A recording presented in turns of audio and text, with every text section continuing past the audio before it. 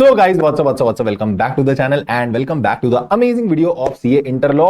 और ये वीडियो जो होने वाली है बहुत इंपॉर्टेंट होने वाली है because this is the planner video जिसके अंदर हम लोग बात करने वाले हैं कि पूरा लॉ कैसे आपको रिवीजन के लिए प्लान करना है। But this video do not contain only the revision planner. मैं इस वीडियो के अंदर काफी सारी इंपॉर्टेंट बातें भी बताने वाला हूं जो प्लीज आपको फॉलो करके चलनी है सो दैट कि अगर आप उनको फॉलो करोगे ना आपका अटेम्प्ट क्लियर हो जाएगा और लॉ में बहुत अच्छे मार्क्स आप स्कोर कर पाओगे। ठीक है, प्लस इस वीडियो के अंदर मैं बात करने वाला हूं रिवीजन के बारे में भी, यानी कि अगर सर हम जो रिवीजन वीडियो देखना चाहते हैं तो जो YouTube पे ऑलरेडी रिवीजन वीडियो डली हुई है क्या हम वही वाली फॉलो कर लें या आप फ्रेश रिवीजन लेने वाले हो, आप न्यू लाइव रिवीजन लेके आ रहे हो, ऐसा कुछ है क्या, तो उसके बारे में भी मैं बताने वाला हूं। तो प्लीज वीडियो को पूरा एंड तक देखना और चैनल पे अगर फर्स्ट टाइम आए हो तो फटाफट से चैनल को सब्सक्राइब कर लो बिकॉज बहुत सारा यूजफुल कंटेंट चैनल पे तुम लोग के लिए आने वाला है for CA inter law for the coming attempt, और वो मिस आउट ना हो जाए तो please do subscribe the channel. Video को लाइक कर देना क्योंकि लाइक कर दोगे तो फिर और लोगों तक भी वीडियो पहुंच पाएगी। ये वाला प्लानर की पीडीएफ अगर आपको चाहिए तो टेलीग्राम चैनल में आप जो है पीडीएफ ले सकते हो। टेलीग्राम चैनल का लिंक आपको डिस्क्रिप्शन में मिलेगा। ठीक है, वहां पर मैं ये पीडीएफ अपलोड कर दूंगा तो वहां से आप ये पीडीएफ का प्रिंट ले सकते हो बिकॉज अभी मैं बताऊंगा कैसे कैसे इसको फॉलो करना है, तो उसके लिए आप इसका प्रिंट लेके रखना। ठीक, तो आगे स्टार्ट करते हैं। सर एक बात बताओ, ये जो प्लानर आपने बनाया है ये कितने दिन का प्लानर है? This planner is for the 8 days. ठीक है, और 8 दिन का भी पूरा प्लानर नहीं है, अगर आप देखोगे तो 7 दिन का प्लानर है। 8th डे में बस मैंने इंटरप्रिटेशन ऑफ स्टैट्यूट्स थोड़ा सा डाला है। एक रेसिडरी डे आप मान के चलो कि 8वां दिन थोड़ा सा आपको लगेगा, बट स्टिल अगर कभी कभी ऐसा रहता है कि ऊपर वाले डेज में आपको थोड़ा सा टाइम लग जाता है, फर्स्ट से लेके 7 डेज तक जो आपको यहाँ पर प्लॉटिंग की करके दी गई है, अगर उसमें तुमको थोड़ा सा टाइम एक्स्ट्रा लग जाता है तो फिर 8th डे आपके पास बफर रहेगा। बट 8 दिन के अंदर अंदर आप अगर मान लो 11 घंटे का एक ऑन एन एवरेज डेली का आउटपुट निकालोगे तो 8 दिन के अंदर अंदर आपका पूरा लॉ रिवाइज हो जाएगा। ठीक है, बट ये प्लानर कैसे है उसमें भी मैं तुमको एक दो चीजें और बता देता हूं। फर्स्ट, सर आपने जो टाइम प्लॉट करके दिया इधर, अगर मान लो हमको उससे ज्यादा टाइम लग रहा है तो देखो बहुत ज्यादा टाइम नहीं लगना चाहिए, थोड़ा बहुत टाइम ऊपर लग गया आई अंडरस्टैंड, क्योंकि मैंने अगर मान लो जैसे फॉर एग्जांपल डिविडेंड को 2.5 घंटे दिए, आपको अगर उसमें 3 घंटे लग गए चलेगा, इट्स ओके। और उसमें भी तुमको प्रॉब्लम लेने वाली बात नहीं है ना, क्योंकि मैंने हर दिन का क्या करा है, मैंने देखो हर दिन का ना 1 घंटा रेसिडरी रखा ही है, मैंने डेली का 1 घंटा रेसिडरी रखा ही है। तो आप डेली बेसिस पे 1 घंटा वैसे भी बफर लेके चल रहे हो, but that does not mean कि आप ये सोचो कि मेरा 1 घंटा तो बफर है ना तो मैं थोड़ा सा ऐसा लीनियंट हो जाता हूं, ऐसा नहीं करना आपको। But yes you will be having 1 hour daily का बफर, तो उसके हिसाब से मैंने प्लान बनाया है। तो आप थोड़ा बहुत ऊपर नीचे कर सकते हो टाइम को, अपने हिसाब से चैप्टर्स को आगे पीछे कर सकते हो, बट मेरे हिसाब से मैंने इस तरीके से बैलेंस आउट किया है कि अगर आप एक चैप्टर टफ पढ़ रहे हो तो थोड़ा सा हल्का चैप्टर साथ में चलेगा। ऐसा नहीं कि सीधा एक ही साथ मैनेजमेंट उठा लिया, शेयर कैपिटल उठा लिया, ठीक है, एफएमआ उठा लिया, ऐसे एकदम सारे भारी भारी चैप्टर नहीं उठाने हैं। तो थोड़ा प्लानिंग करते हुए चलना, राइट। दूसरी बात मैं क्या बोल रहा हूं, दूसरी बात ये कि सर आपने तो ऐसे प्लान बनाया कि एक दिन में 12 घंटे का लेट से मैंने प्लान बनाया हुआ। ठीक है, अब कोई बच्चा बोलता है सर मैं तो पूरे दिन 12 घंटे लॉ को ही पढ़ूंगा, मैं तो पागल हो जाऊंगा, मेरे को तो पूरे दिन लॉ नहीं पढ़ना, तो फिर मैं क्या करूं? तो आप अगर एक दिन में लेट से 2 सब्जेक्ट पढ़ रहे हो तो आप इसको स्प्लिट कर दो। आप ऐसा समझो आपका जो ये एक दिन का टारगेट है ये कितने दिन में पूरा होना चाहिए? 2 दिन में। आप 6-6 घंटे का स्प्लिट डाल दो उसको, तो आप 2 दिन में इसको पूरा कर लोगे। अगर सर मान लो मैं एक दिन में तीनों सब्जेक्ट पढ़ रहा हूं, तो फॉर एग्जाम्पल मैं अकाउंट्स भी पढ़ता हूं, लॉ भी पढ़ता हूं और मैं टैक्स भी पढ़ रहा हूं, तो फिर आप इसी को 3 दिन के अंदर डिवाइड कर दो, यानी 4-4 घंटे का स्लॉट आपका बन जाएगा। तो देखो अगर मैं बोलता हूं कि आप ऐसे करके चल रहे हो, एक ही दिन के अंदर आप पूरा लॉ पढ़ रहे हो, तो मैं बोलूंगा आपका 8 दिन के अंदर पूरा सब्जेक्ट खत्म हो जाएगा।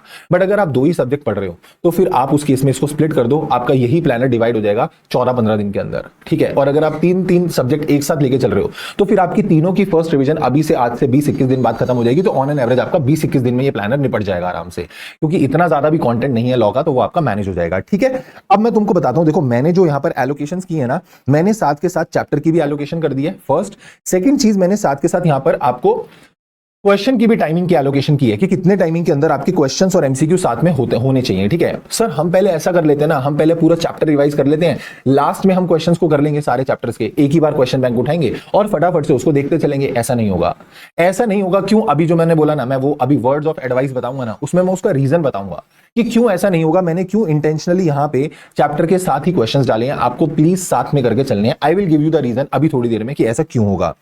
प्लस इसको ना साथ में प्रिंट कराने को मैं क्यों बोल रहा हूं, इसको प्रिंट करा के अपने पास रखना। ठीक है, जब आपका ये कवरेज हो जाए तो इधर टिक मारना। पता है क्यों? जब ऐसा टिक करते हो ना तो आपको एक कॉन्फिडेंस आता है कि यस मैंने ये चीज कर ली है। ठीक है, I have done this thing.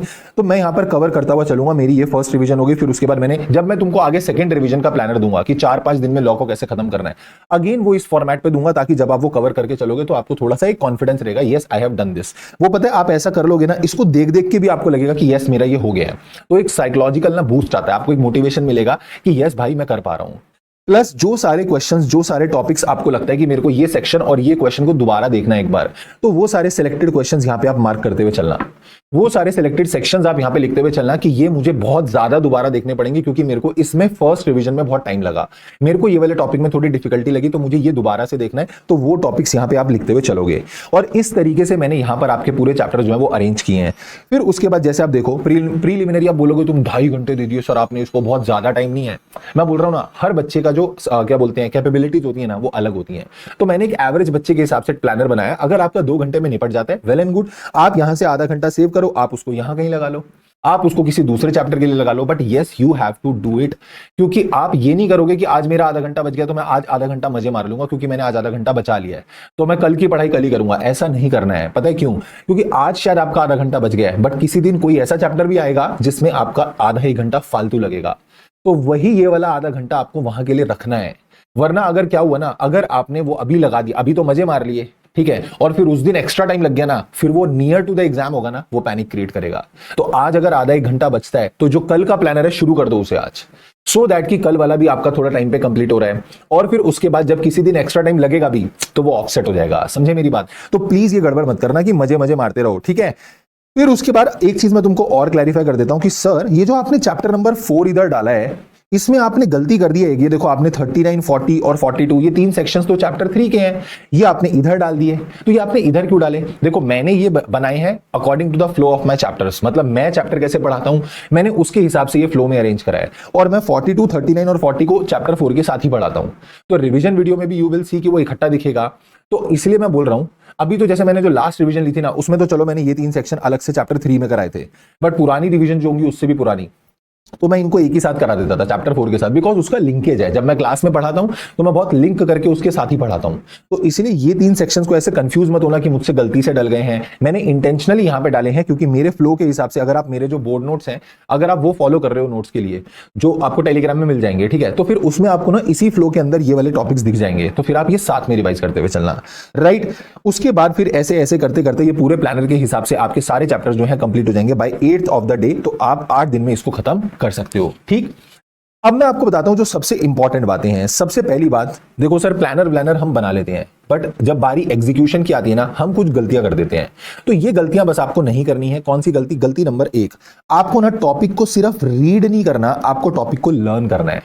हम लोग क्या गलती करते हैं, हम लोग टॉपिक को देख रहे हैं, हम जस्ट उसकी ऑडिटिंग कर रहे हैं। ये देखना नहीं है ऐसे, उसको सिर्फ ऐसा वाउचिंग नहीं करना उसका कि आप देख रहे हो, देख देख के चीजें थोड़ी रिटेन होती हैं। तो आपको उसे याद करना पड़ेगा, प्रॉपर उसे याद करो, ठीक है। It is not about reading, it is about learning. आपको चीजें रिटेन तभी होंगी जब आप टॉपिक को पढ़ो, आप समझो, बुक बंद करो and recall it.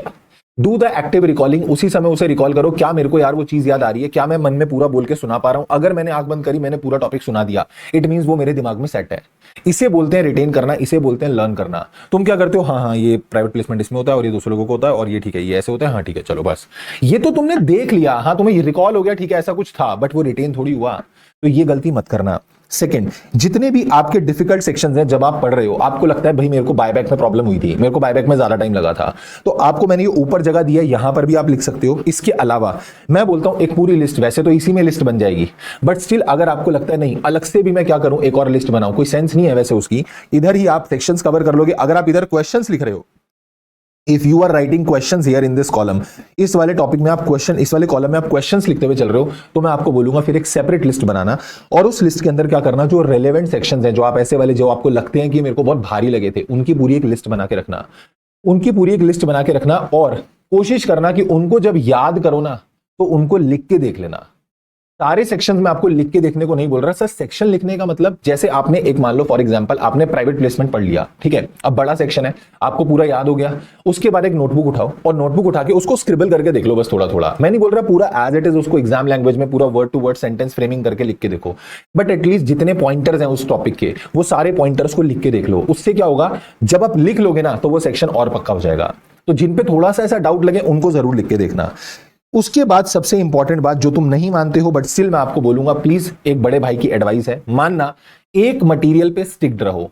Trust your teacher. आप मुझसे पढ़ रहे हो, मैं नहीं बोल रहा कि मुझसे ही पढ़ो, मैं बोल रहा हूं आप मुझसे पढ़ रहे हो तो फिर स्टिक्ड रहो इसी मटेरियल पे। ठीक है, कोई भी टीचर आपको गलत चीज प्रोवाइड नहीं करेगा। कोई भी जो टीचर आपको पढ़ा रहे हैं, जिनसे भी आप पढ़ रहे हो, अगर आप उनकी रिवीजन वीडियोस देख रहे हो तो उन्हीं के नोट्स फॉलो करो।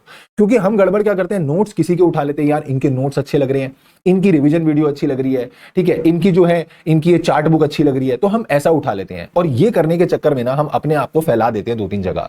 तो ये मत करना। Always stick to one material if you are understanding me. अगर आपको मेरी चीजें समझ में आ रही हैं तो आप एक पे स्टिक रहो। अगर आपकी ट्यूनिंग किसी और टीचर के साथ बैठ रही है, आपको अच्छा समझ में आ रहा है, I will say go with them only, तो फिर आप वहीं पे जाओ और आप वहीं से समझो, बट एक ही रिसोर्स पे स्टिक्ड रहो। आप उन्हीं की बुक यूज करो, उन्हीं के बोर्ड नोट्स यूज करो, उन्हीं की रिवीजन वीडियोस रेफर करो, because you have to be like this only. अगर आप अलग अलग जगह जाओगे ना, आपको कभी समझ में नहीं आएगा, वो रिटेंशन होगी नहीं और पेपर में कुछ याद नहीं आएगा, राइट।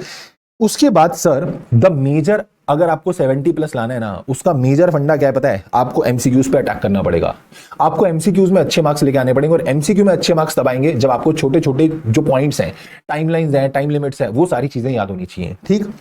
तो उस पर ध्यान रखना जरा, छोटे वाले पॉइंट्स जो है ऐसे, वो पॉइंटर्स को अगर आप हाईलाइट करते चलोगे, याद रखते चलोगे, it will help you to retain that tricky points. उस पर एमसीक्यू बनेंगे छोटे छोटे पॉइंट्स पे।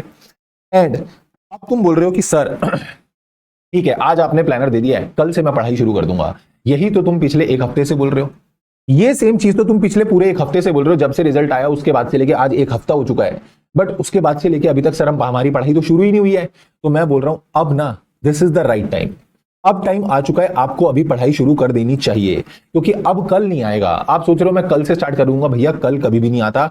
आज जो ये बोल रहे हो, कल भी यही बोलोगे कि मैं कल से स्टार्ट कर दूंगा, और ऐसे करते करते मई में एग्जामिनेशंस आ जाएंगे। So please don't do that. फिर मैंने ये दोनों चीजें तो तुमको बता ही दी है कि स्टार मार्क करते चलना, टॉपिक को भी, क्वेश्चंस को भी, और ऊपर लिखते हुए चलना। सर हमको ना आईओएस और जीसीए बिल्कुल भी समझ में नहीं आता, हमको बिल्कुल ऐसा अब्बा डब्बा जब्बा है सर हमको आईओएस और जीसीए में, उसका क्या करें? तो मैं बोलूंगा इसके लिए ना यूट्यूब पे जाओ और रिवीजन वीडियो देख लो। यूट्यूब पे जाओ और रिवीजन वीडियो देख लो, दोनों चैप्टर की 3 घंटे की रिवीजन होगी मिला के। 1 बार 2 बार 50 बार देख लो, ठीक है। मैं तो बोल रहा हूं 2 बार देखोगे ना, दिमाग में रिटेन हो जाएगा सब कुछ बहुत अच्छे से, पूरा एकदम डिटेल्ड उसमें क्लियर किया हुआ है, तो तुमको बहुत हेल्प हो जाएगी। उधर रिवीजन वीडियो से देख लेना। दूसरी बात, सर जब हम ये चैप्टर रिवाइज करेंगे तो हम खुद से पढ़ने बैठ रहे हैं ना, तो हमको बहुत टाइम लग रहा है, हमको 4 घंटे लग जा रहे हैं, 5 घंटे लग जा रहे हैं, जिसमें आपने 3 घंटे एलोकेट करे ना, उसमें 5-5 घंटे लग जा रहे हैं। तो वो मत करो, वो तो टोटल वेस्ट ऑफ टाइम कर रहे हो आप। आपको क्या करना है पता है, आप उठाओ रिवीजन वीडियो उठा के और उसको क्या करो, पूरा निपटा डालो, ताकि सारा चीज रिकॉल हो गई। तो क्योंकि देखो मैं जब रिवाइज कराऊंगा ना वीडियो में, तो आपको जल्दी हो जाएगा, तो आप उसको उठा के रिवीजन वीडियो से रिवाइज कर लो, उसके बाद बचे हुए टाइम में पूरा अपना लर्न कर लो, तो उतने स्लॉट के अंदर आपका वो कवर हो जाएगा। पर सर जो रिवीजन वीडियोस हैं, क्वेश्चन आंसर सेशन है, तो ये मैंने ऑलरेडी यूट्यूब चैनल पे डाले हुए हैं, ठीक है। ऑलरेडी प्लेलिस्ट बनी हुई है, राइटिंग प्रैक्टिस की भी ऑलरेडी प्लेलिस्ट बनी हुई है, रिवीजन वीडियोस की भी। सर हम पुरानी वाली रिवीजन रेफर कर सकते हैं, डेफिनेटली यस। अगर तुम लोग चाहते हो कि मैं लाइव रिवीजन लूं दोबारा, सर दोबारा से फ्रेश रिवीजन ले लो, पक्का, हम पक्का पिंकी प्रॉमिस कर रहे हैं, हम लाइव अटेंड करेंगे, तो कमेंट में लिख देना वी नीड रिवीजन, या ऐसे लिख देना कि लाइव रिवीजन, ठीक है, वी नीड लाइव रिवीजन। अगर तुम लाइव रिवीजन चाहते हो, मैं आ जाऊंगा, मैं 15 के 15 चैप्टर लाइव कराऊंगा दोबारा, ठीक है, मैं तुमको लाइव रिवीजन करा दूंगा। बट प्लीज एक बात समझना, अगर मेरे साथ लाइव अटेंड करोगे तो लाइव के लिए लिखना, वरना अदरवाइज ऑलरेडी वीडियो डली हुई है, प्लेलिस्ट से कर सकते हो। So if you want to attend, you want कि सर फ्रेश रिवीजन करा दो हमारे अटेम्प्ट के लिए, लाइव रिवीजन एकदम, तो जरूर कमेंट बॉक्स में लिखना वी नीड लाइव रिवीजन, ठीक है। अगर 100 से ऊपर कमेंट आ गए ना, definitely I will take the live revisions. मैं तुमको प्रॉमिस कर रहा हूं, मैं सारे चैप्टर्स की दोबारा लाइव रिवीजन ले लूंगा, डेली सेशन रख के डेली मैं तुम्हारी लाइव रिवीजन करवा दूंगा। बट इफ दैट इज, मतलब वो दोनों तरफ से कमिटमेंट होनी चाहिए कि तुम भी मेरे साथ लाइव अटेंड करोगे और मैं तुमको लाइव कराऊंगा, ठीक है, ठीक है सर। उसके बाद ये तो मैंने बता दिया, चैप्टर वाइज क्वेश्चन सॉल्व करते हुए चलना। एंड YouTube चैनल के साथ प्लीज करेक्ट रहना, क्योंकि ये चैनल पकड़ के चलोगे ना, मैं बता रहा हूं बेड़ा पार हो जाएगा। बहुत सारे ऐसे बच्चे जिनके लास्ट रिजल्ट में 30 मार्क्स भी नहीं थे, 40 मार्क्स भी नहीं थे, they have scored 70 plus marks. तो इसलिए मैं बोल रहा हूं ये एक चैनल पकड़ लो, तुम्हारी नैया पार है। लॉ में एग्जामिनेशन दिलवाना भाई का काम है, मेहनत करना तुम्हारा काम है। देखो गाइड मैं कर दूंगा, बट मेहनत तो तुम्हें करनी पड़ेगी, और अपन दोनों मिलकर मेहनत करेंगे और हमारा काम बन जाएगा। Right sir. In case you want to connect, you can connect me anywhere.